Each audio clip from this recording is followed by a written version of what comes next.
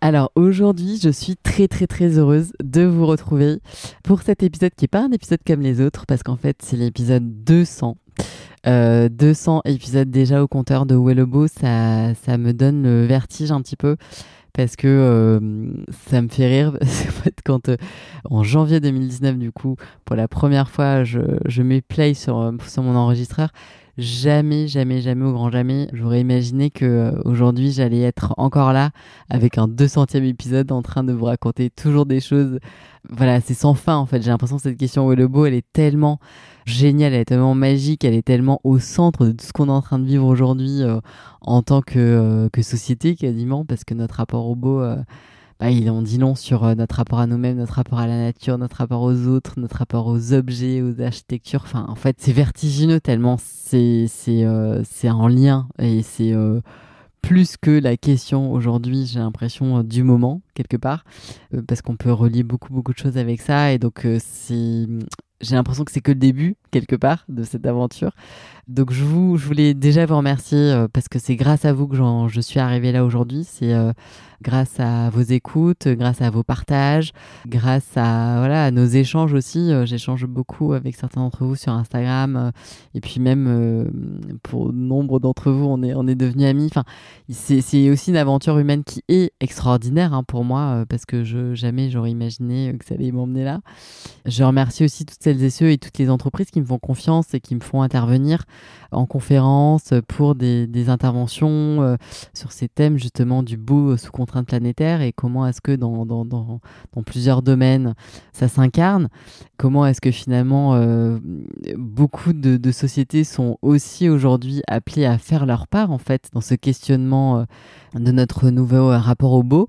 Et donc ça, voilà, encore merci parce que souvent c'est aussi des personnes qui écoutent le podcast et qui ont suggéré mon nom en interne auprès des personnes qui étaient en charge de trouver des intervenants, etc. Donc ça a été de très très belles rencontres et de très belles expériences pour moi. Donc un grand merci. Et c'est marrant parce qu'aussi, quand j'aurais écouté là, des épisodes du tout début, je me disais que c'était... Enfin, j'espère ne pas avoir trop perdu, en tout cas, le côté naïf de cette question, parce que je trouve que c'est quand même assez fondamental de ne pas se prendre trop au sérieux avec cette question du beau, qui est de toute manière tellement subjective que même si on voulait vraiment la faire rentrer dans une case, on n'arriverait pas. Et donc ça, c'est vraiment un truc qui m'émerveille tous les jours de me dire qu'en fait, il n'y a pas de recette magique et que c'est presque le podcast, un outil pour moi, en tout cas, hein, ça l'a été de maïeutique, quoi, un outil qui a permis de me faire accoucher de mes propres singularités, d'aller me confronter aussi avec mes idées reçues, des choses que je pensais être miennes et qui en fait ne m'appartiennent pas, en fait, parce que je me suis rendu compte qu'en fait, je les avais un peu acquis et convoqués et adoptés par mimétisme, alors qu'en fait, c'était pas vraiment les miens et que quand je réfléchissais, ben en fait non, c'était pas ça qui me provoquait le plus d'émotions chez moi, mais c'était autre chose et que ce autre chose, je me l'autorisais pas forcément avant. Donc ça, c'est aussi un truc qui m'a fait grandir et prendre aussi en liberté, quoi. D'oser dire que j'aimais des choses qui peut-être vont plaire à personne d'autre. Mais en fait, je m'en fous. C'est pas important pour moi. Ce qui est important, c'est de vraiment trouver cette vibration qui fait que je sais que c'est là le beau pour moi. Et de pas me mentir, quoi. Donc ça, c'est vraiment c'est cette quête un peu de vérité qui est très, très importante.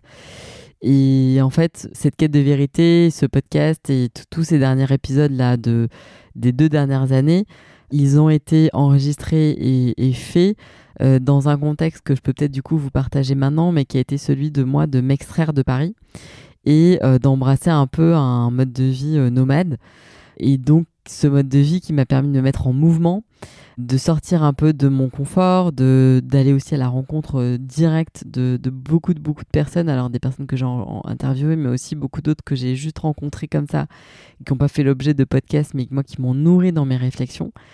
et dont j'avais besoin parce que j'avais un peu cette frénésie comme un peu un buvard. J'avais envie de me nourrir en fait. J'avais soif de ça, de me dire mais comment est-ce que cette question du beau et toutes les questions qui viennent en fait en cascade autour de ça, elles s'imbriquent. Comment nous on peut se retrouver et comment ça peut non pas être quelque chose qui nous effraie et pour lequel on n'a pas de solution parce qu'il n'y a que des problèmes, parce qu'en fait dès qu'on soulève une pierre, on a l'impression que purée, il y a un truc et que c'est que des challenges, donc il y a ça, et en même temps, enfin c'est un peu comme si c'était le pire et le meilleur, vous voyez, dans le package, et c'est parce qu'on traverse ce truc-là qu'on peut justement se reconnecter à toute autre chose et à poser nos anciennes lunettes pour en prendre des nouvelles.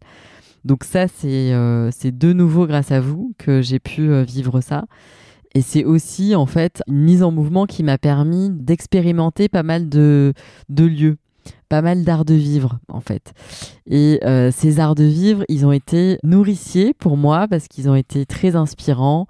Ils m'ont permis aussi de me rendre compte qu'en fait il y avait des certaines manières de faire et d'envisager l'hospitality, ou en tout cas le fait de vivre dans des lieux, même pour des courtes durées, que ce soit des hôtels ou des maisons d'hôtes, des locations d'appartements, etc., avec service et tout ça, qu'il y avait des choses qui pour moi étaient un peu obsolètes en termes de réjouissance, d'émerveillement, etc., et qui étaient un peu fades, qui n'étaient pas très motivantes finalement, un peu décevantes, parce que un peu déconnectée, un peu hors sol, et puis du coup ce truc-là me frappait de plus en plus.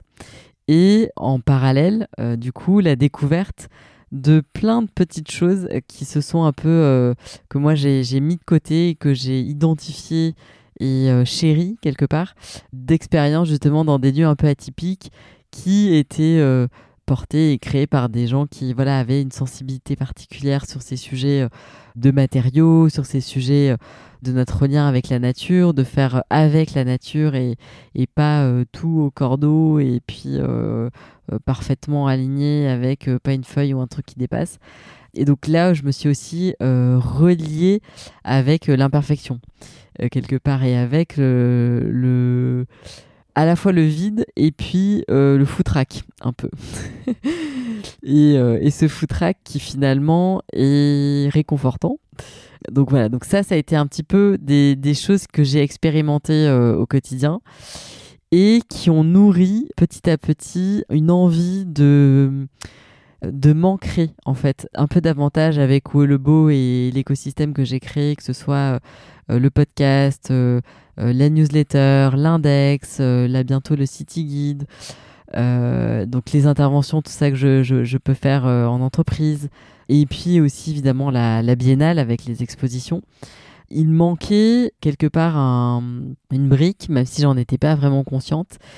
Et du coup, la grande annonce là que j'ai à vous faire pour cet épisode 200, c'est l'ouverture de la maison Où est le beau, donc de la maison d'hôte en fait, Où est le beau, au Mas du Lac à Uzès. Donc Uzès, c'est vraiment dans le Gard, donc dans le sud de la France, à côté d'Avignon, pas très loin d'Arles, Alès, Nîmes, etc. Donc c'est un petit peu un retour aux sources pour moi parce que je suis nîmoise. Donc c'est marrant parce que moi, Uzès, du coup, c'est une ville que je connais depuis que je suis toute petite, mais dans laquelle j'avais pas vraiment séjourné. Et il a fallu attendre il y a 2 ans un contexte un peu particulier pour qu'en fait je j'ai pas la possibilité de rentrer chez mes parents parce que voilà, pas de place, etc. Et donc du coup me retrouver un peu presque à la rue dans une région qui est la mienne, à pas pouvoir du coup dormir et à me retrouver à devoir trouver un hébergement et à y séjourner quelque temps. Et donc là, à découvrir en fait le Mas du Lac à Uzès, qui est un lieu absolument extraordinaire, dans le sens vraiment de ce mot, qui est que ce n'est pas ordinaire. Donc c'est un lieu qui est pour moi un havre de paix hors du temps. Ça a été mon refuge beaucoup là pendant ces 2 dernières années, parce que je ne sais pas si vous avez un petit peu suivi, mais du coup comme j'ai été beaucoup nomade, j'ai vécu aussi pas mal en Espagne, que ce soit à Cadaqués, à Barcelone, etc. Et j'avais aussi besoin d'un ancrage français que j'ai trouvé du coup au Mas. Alors je vous raconte cette anecdote un tout petit peu pour quand même vous situer le truc. Et puis ensuite, je vous partagerai en fait les backstage de la maison Où est le beau en voice note, donc sur le podcast, mais du coup de manière un peu plus spontanée et plus courte, justement, avec ce format voice note que je partagerai donc pour la communauté Patreon en exclusivité. Donc là, du coup, c'est des épisodes que vous verrez passer dans le flux normal des épisodes. Donc moi, je découvre le Mas du Lac. Donc je réserve un peu comme ça parce que voilà, les photos, je me dis, je sais pas, ça me parle et je vois des choses qui me plaisent, d'autres qui me plaisent moins. Mais en fait, je me dis qu'il y a quelque chose dans ce lieu et que j'ai envie d'aller voir et que ça suscite vraiment ma curiosité. Et quand je passe la porte en fait de ce lieu, j'ai eu un choc esthétique énorme. Mais un truc très fort en fait. Je sais pas trop comment le verbaliser, l'expliquer parce que ça se vit surtout et j'ai un peu de mal à je le ressens encore aujourd'hui en vous en parlant. Vous savez, c'est ce genre de sensation où on a l'impression qu'il y aura un avant, un après ce moment-là. Et que ce moment qu'on vit est en train de peut-être de changer la manière dont on perçoit qu'on va vivre ou faire les choses. Et donc ça, c'est un truc que j'ai perçu quand je suis rentrée pour la première fois au Mas du Lac, parce que j'ai ressenti dans ce lieu, donc c'est un mas qui est très grand, qui fait peut-être 900 mètres carrés, sur presque 3 hectares, avec des centaines d'arbres, certains existants et d'autres plantés justement par la propriétaire Martine que j'ai rencontrée donc quelque part après avoir fait ce choc esthétique et ouvert cette porte en me disant mais c'est complètement dingue qu'il y ait encore un lieu comme ça qui existe, comment c'est possible. C'est un lieu qui criait en fait tous les noms auxquels il avait dû qu'il avait dû exprimer pour préserver et de nouveau et être comme ça en fait, aussi authentique, aussi à cœur ouvert quoi. Et ça, c'est vraiment un truc qui est ultra puissant, vraiment très très très fort au Mas et que j'ai trouvé sensationnel quoi, et qui se ressent énormément quand on est là-bas. Donc ça, c'est le premier, on va dire que ça a été mon premier crush. C'est le bâti, le lieu, les énergies de ce lieu, incroyable. Un peu comme si c'était un truc tellurique, quoi. Je sais pas, il y a peut-être un vortex ou un truc ici, mais c'est dingue. Et ce qu'on voit, c'est que voilà, c'est pas un truc que je suis la seule à ressentir. C'est un vrai, mais c'est à la fois aussi un lieu qui est très polarisant. Soit on adore, soit on déteste, parce que il y a un côté vivant, quoi. Il y a un côté libre évolution et pas de contrôle.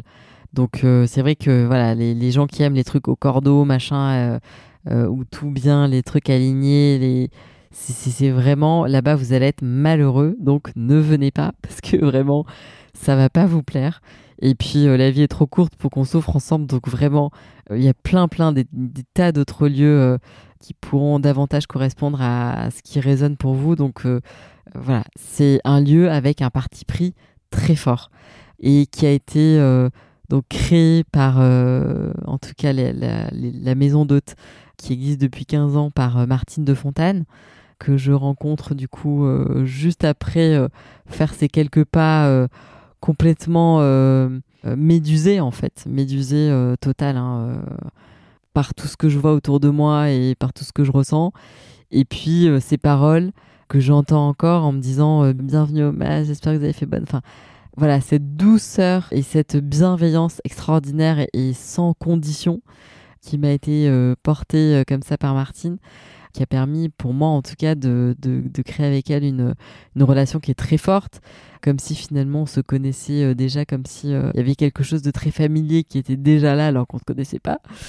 Et donc ça fait partie aussi de ces rencontres fortes qui m'ont inspirée, parce que Martine, c'est quelqu'un qui a toute sa vie œuvré pour quelque chose de plus grand, œuvré pour l'harmonie en fait, œuvré avec l'université populaire qu'elle a créée il y a 40 ans à Uzès, qu'elle a inaugurée avec Pierre Rabhi à l'époque, alors que voilà, il n'était absolument pas connu. Et puis tous ces gens qui ont fait justement cette époque un petit peu ces questionnements et ces réflexions aujourd'hui qui reviennent très à la mode, mais et puis qu'on adore, Pierre Rabhi, tout ça évidemment, mais qui en fait était déjà là il y a plus de 40 ans, au moment où beaucoup étaient sur d'autres dimensions, on va dire. Et donc finalement, moi ce que j'ai adoré chez Martine, c'est sa capacité à créer ce qui n'existe pas, à créer un monde son monde, sans se soucier de est-ce que c'est possible, est-ce que ça existe, est-ce que ça se fait comme ça, est-ce que c'est ça la règle, est-ce qu'on a le droit de faire ça, est-ce que voilà, en fait c'est être, voilà, je sais pas comment vous dire, mais elle s'est enlevée toutes les contraintes qui étaient liées, je pense, aux réflexions qu'on peut avoir quand on raisonne avec notre cerveau et avec notre intellect, et donc du coup forcément quand la peur surgit parce que on a envie d'être dans le contrôle et que dès qu'on est dans un truc où on doit naviguer un peu dans l'incertitude, on a du mal à se fier à notre instinct, à notre spontanéité, à notre sensibilité. Et voilà, Martine, c'est quelque chose qui, pour elle, est très naturel d'être en lien tout le temps avec son essence. Et pour moi, ça a été un apprentissage et une inspiration énorme, énorme, énorme ces dernières années. Parce qu'en fait, elle fait ça avec c'est tellement fluide pour elle que c'est déconcertant de simplicité, quoi, et d'authenticité. Et c'est contagieux. Donc ça a vraiment été un truc très fort. Et aujourd'hui, Martine, elle a 76 ans, elle a envie aussi de pouvoir écrire, se consacrer à d'autres choses, faire de la curation d'exposition, parce que le Mas du Lac est aussi une entité culturelle qui accueille des conférences, des spectacles, voilà, beaucoup de prises de parole, des stages, des ateliers, des séminaires, des expositions évidemment, parce qu'il y a une grande salle d'exposition, des artistes en résidence, enfin tout un tas de choses aujourd'hui qu'on va continuer ensemble à déployer, à développer avec Maison Où est le Beau. Donc ça, c'est aujourd'hui un peu un moment charnière qui était vécu par Martine et du coup qui a surgi un petit peu pour moi alors que c'était pas du tout au programme, vraiment pas, parce que j'avais, je crois aussi ce truc un peu de liberté, et puis s'ancrer dans un lieu, ça implique quand même beaucoup de choses. Et j'avais pas, je me sentais pas prête à ça. Et finalement, maintenant que cette opportunité a surgi un peu entre Martine et moi, et pour plein de raisons, voilà, m'a donné envie de m'y plonger. Aujourd'hui, je vois ça avec une espèce d'évidence. Et ça me fait aussi beaucoup de bien de le voir comme ça. Donc, Maison Où est le Beau, au Mas du Lac, ça va être comment on peut en expérimente cet art de vivre et ce beau cette cosmopolitesse un peu qu'on appelle de nos voeux à avoir, avec zéro polluant éternel, avec la possibilité aujourd'hui de pouvoir faire le tri, avoir la possibilité de bénéficier d'une isolation naturelle parce que ce sont des matériaux comme la pierre notamment qui a été utilisée pour bâtir cette maison, avec des systèmes de ventilation, avec voilà, ce parc sauvage, avec cette piscine ombragée, mais qui du coup, comme il y a beaucoup d'arbres autour, il y a aussi des feuilles, et donc du coup c'est pas parfait, c'est pas au cordeau, il y a rien qui fonctionne de manière automatique, quoi. Il y a voilà, on va nettoyer les feuilles 5 minutes, et puis en fait 2 secondes après il y a un coup de vent, et voilà, il y a tout qui revient. Donc c'est aussi lâcher les choses qui peuvent pas être sous contrôle, en fait, parce que c'est le vivant, parce que ça évolue, parce que c'est comme ça, en fait, et parce que nous on est au service de ça, et notre objectif c'est que ce soit équilibré et que ce soit harmonieux, mais c'est pas que ce soit parfait.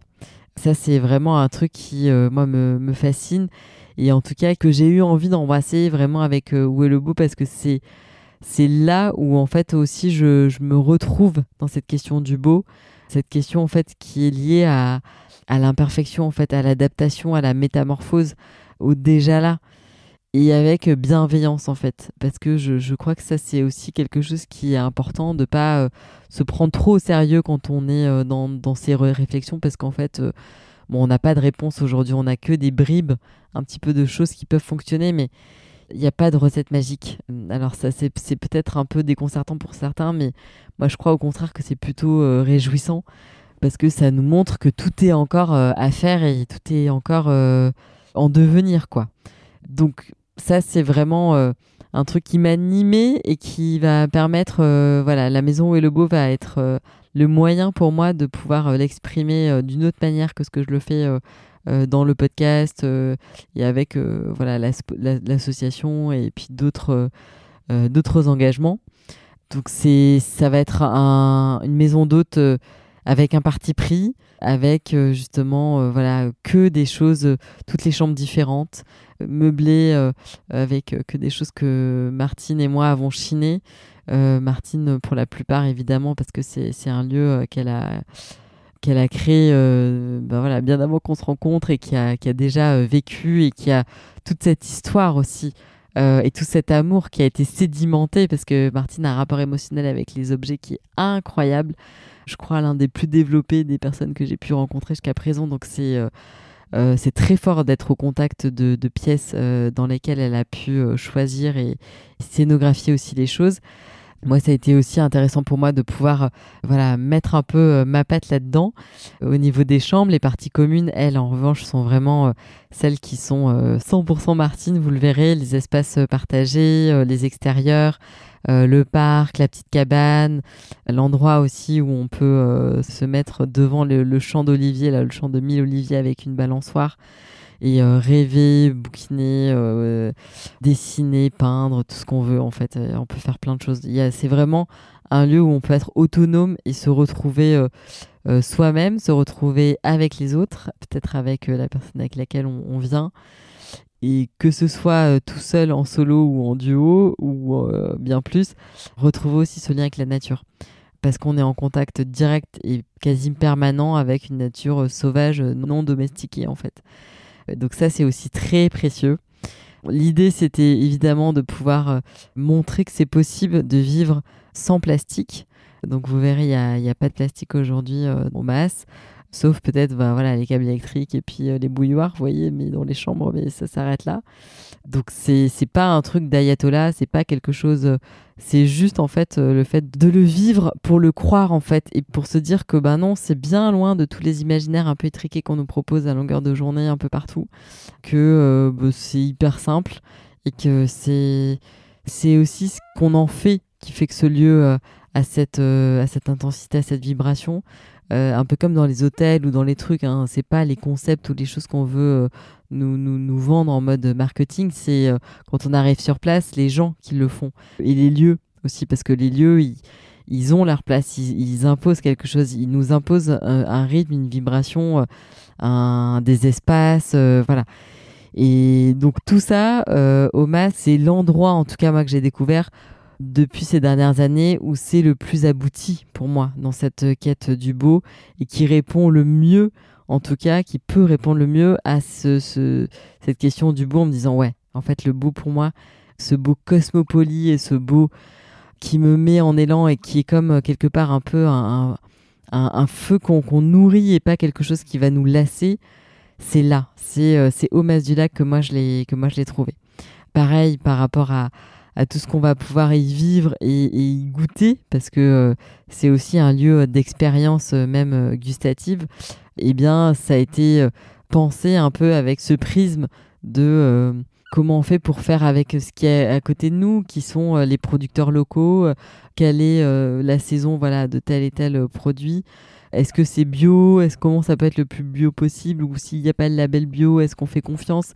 Est-ce qu'on connaît? Donc moi, j'ai fait un énorme travail de sélection en fait et de benchmark en fait des producteurs, des gens qui allaient être aussi partenaires de ce projet-là, qui a été très très très très chronophage, mais qui était indispensable parce que ça amène aussi toute la cohérence de ce projet, de ce concept.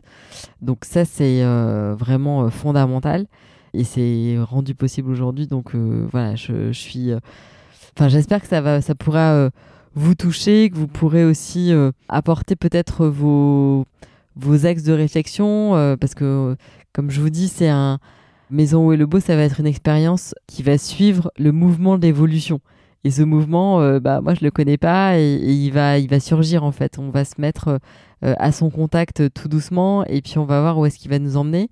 Donc ça, c'est aussi quelque chose avec lequel voilà, j'ai envie de naviguer maintenant. J'ai plus envie d'être dans quelque chose qui soit linéaire ou descendant. J'ai envie de pouvoir expérimenter autre chose. Et cette autre chose, aujourd'hui, j'ai pas trop encore la moindre idée de exactement quelle forme il va prendre et comment il va se manifester. Et c'est ça, je trouve, qui est complètement génial et dément dans cette aventure. Donc, je vous mettrai du coup là les liens pour aller voir les chambres, mais qui sera actif très vite normalement, donc peut-être pas tout début là quand cet épisode est publié, mais vraiment à zap. Je vous donnerai aussi du coup le mail sur lequel vous allez pouvoir faire vos réservations, donc c'est réservation@ouestlebo.com. Et donc là, du coup, vous pourrez me partager vos dates, le nombre de personnes, etc. Et donc, je vous enverrai toutes les infos pour que vous puissiez voir et arbitrer du coup en fonction de ce qui résonne pour vous. Et c'est un lieu aussi qui vivra du coup de manière un tout petit peu différente hors saison. Je vous en parlais tout à l'heure. Moi, je suis en train justement de créer une équipe, on va dire, inédite de personnes aussi un petit peu éveillées à ces sujets. Donc voilà, si vous êtes à Uzès ou pas loin, ou alors que vous avez envie que vous savez pas trop comment, mais en tout cas ce projet là vous parle et il y a des choses en vous qui se passent et vous dites oulala, j'ai envie d'en être parce que ça résonne fort fort. Vous pouvez aussi m'envoyer un petit message avec votre CV, etc. Et donc du coup aussi on pourra évidemment envisager de voir comment si ça fait sens de faire un petit bout de chemin ensemble. Donc voilà, c'est complètement nouveau. Je suis très très très heureuse de partager ça avec vous aujourd'hui. Encore plus heureuse de pouvoir vous y rencontrer en vrai.